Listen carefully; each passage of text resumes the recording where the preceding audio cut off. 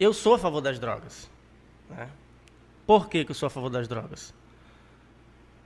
Eu sou a favor das drogas controladas, né? Todos os dias os médicos estão receitando milhares de receitas de drogas controladas.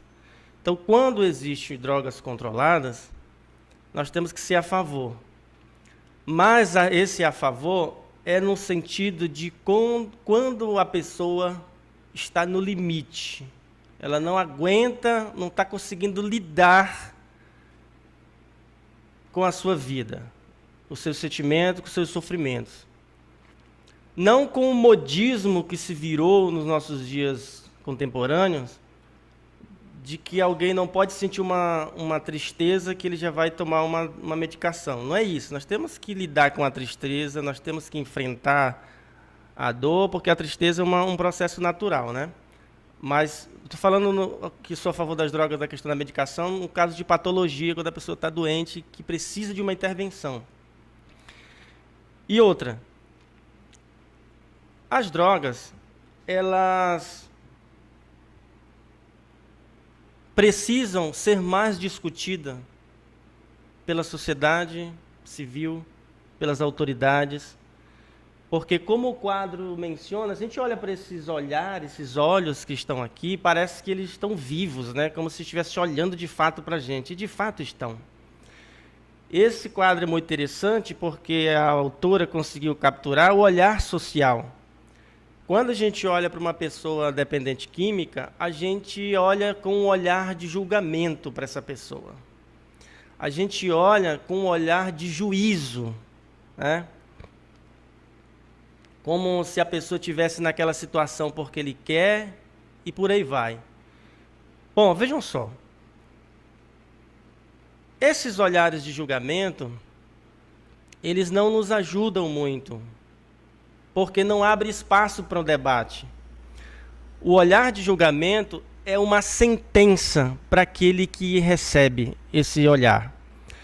O que abre o espaço para o debate é o que nós estamos fazendo aqui, conversar sobre o assunto, colocando em suspensão o nosso juízo de valor, no sentido de não olhar simplesmente para as drogas, mas olhar para o sujeito que está se drogando, e as situações que estão implícitas ali, que levou aquele sujeito àquela situação.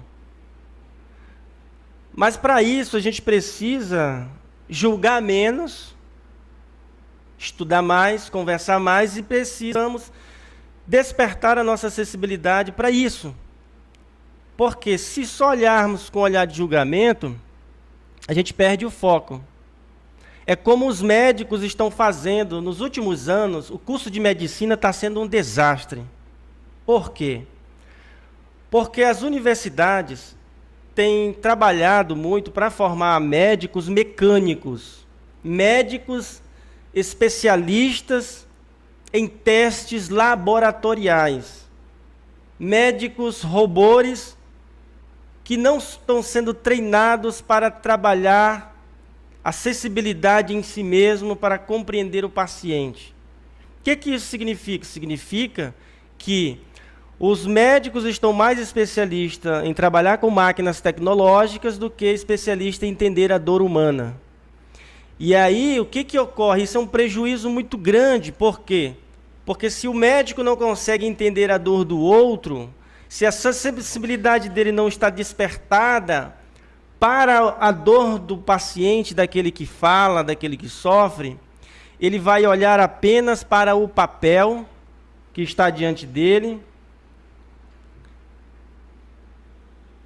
Ele vai focar apenas na doença. Os médicos estão sendo treinados para focar na doença e não no paciente.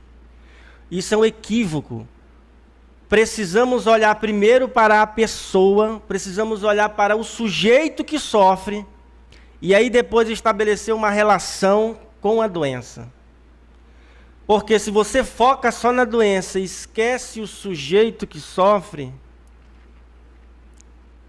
é esse o resultado que nós estamos vendo aí, esse desastre, onde as indústrias farmacêuticas ficam mais bilionárias ainda, Porque a indústria farmacêutica funciona assim: a gente não deve criar uma medicação para curar as pessoas, senão a gente não fica rico, e nem deve criar uma medicação que mate as pessoas, senão nós vamos ser processados. Tem que ser uma medicação paliativa para manter as pessoas doentes. E aí dá tudo certo para eles, né? Mas talvez a gente precise falar mais sobre isso, conversar mais sobre isso, para que a gente possa olhar para o sujeito que sofre. Por quê?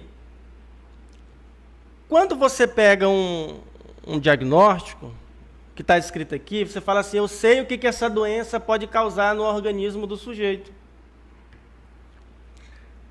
Mas cada sujeito, cada organismo tem uma forma diferente de reagir às doenças. Isso é um ponto interessante. Não só ela atinge a fisiologia, a anatomia do sujeito, como a parte psíquica e espiritual. Então, nesse livrito aqui, eu coloco até 4 pontos predispositores que levam ao sujeito a se drogar. Uma das primeiras necessidades que leva o sujeito às drogas